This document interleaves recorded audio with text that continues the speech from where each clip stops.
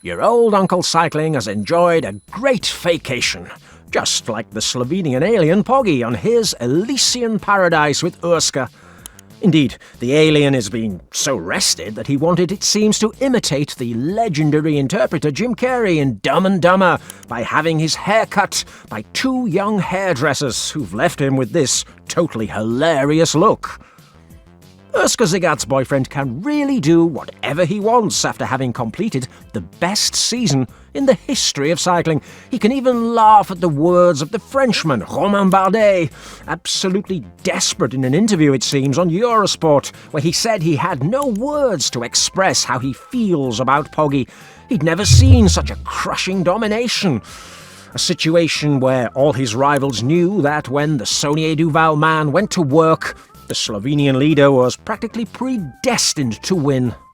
Dracula Gianetti, the general manager, knew this perfectly well, and that's why he has convinced the Arab sheikh who pays them that he should raise the salary of their star to €8 million a year, which is still less than the salary of a reserve player at Real Madrid, or indeed less than that of almost 200 NBA players. But it still equals the highest salary paid by a team to a cyclist, the recipient being, of course, low-cost Lance at US Postal when he was the biggest doped superstar of cycling. Now, to do this, the team has stopped renewing the contracts of riders who wanted to be more than Pogi's domestiques and were proving to be a drag on his ambition.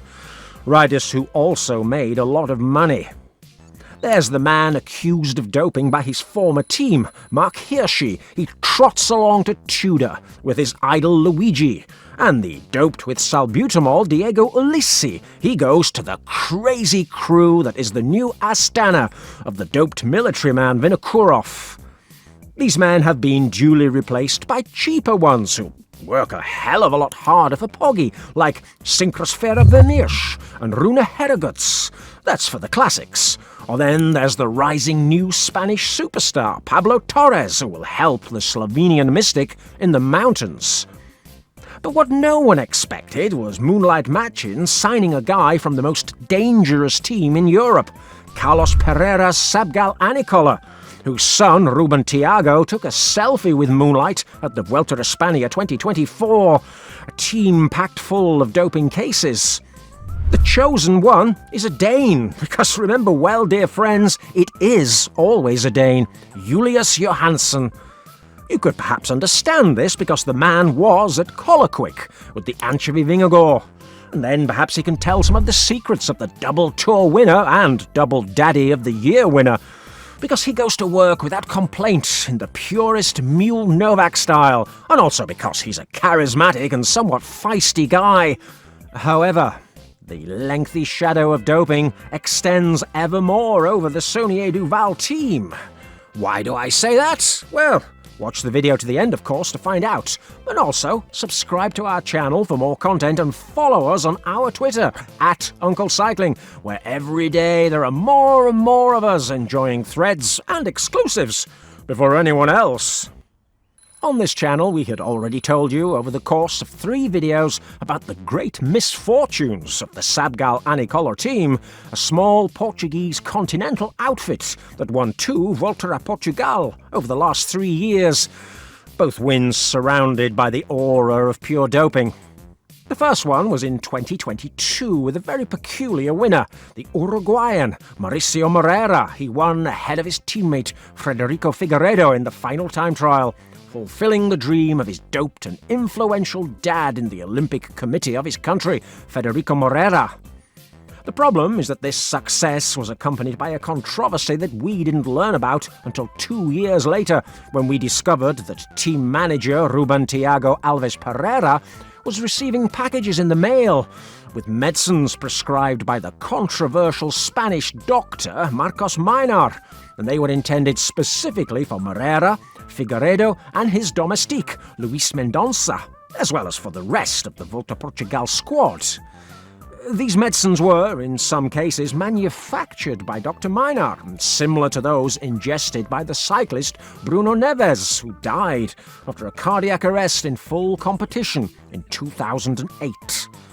Others were directly donor substances such as menotropin, which was also prescribed to the Colombian cyclist Coconut Oil Lopez, and for which he was sanctioned for 4 years by Selfie-Lapation.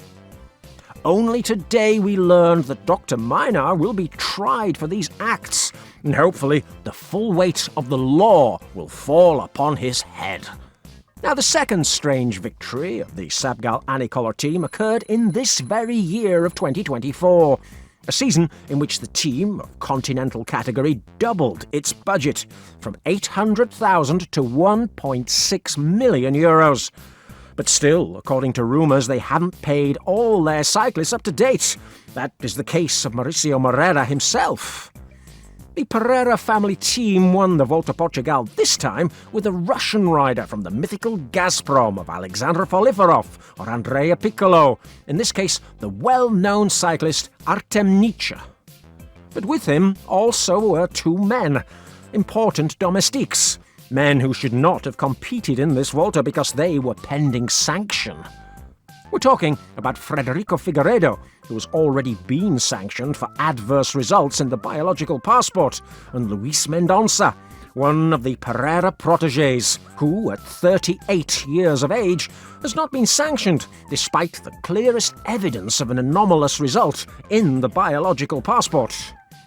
Well, the same team also included Dracula Gianetti's latest signing, Julius Johansen.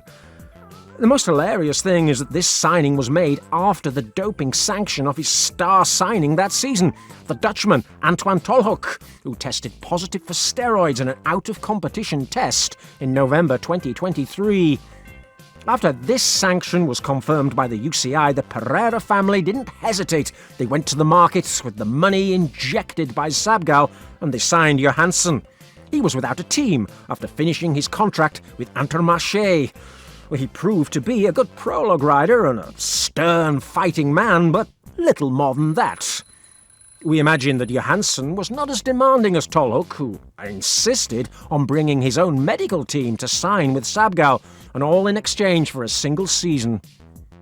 Johansson won 2 Portuguese village races and was as combative as ever in races outside Portugal, but where he shone especially was in the Volta Portugal, taking 2nd in the 2 time trials, 3rd in an online road stage, and becoming one of the most important domestiques for Nietzsche. But obviously, all performances were surrounded by the aura of doping, in a race where his teammate Mauricio Moreira, the same one who beat the doper Figueiredo with Dr. Minar's pills, ended up fainting and abandoning, in tears, another doped teammate and another pending sanction. And so this will be the new domestique for Pogi's flat and middle mountain terrain, a guy coming from the most toxic continental team in Europe, a man who we will have to keep a close eye on, as he shares with Antoine Tolhoek not only a team, but also a teammate with the Danish anchovy Vingegaard. Your Uncle Cycling, of course, wishes you the best of luck, our Danish friend, because, just as if you were a friend of the Biana channel, we will be following your steps ever so closely. And now, dear viewer, take a look at the video on the screen. You'll love it.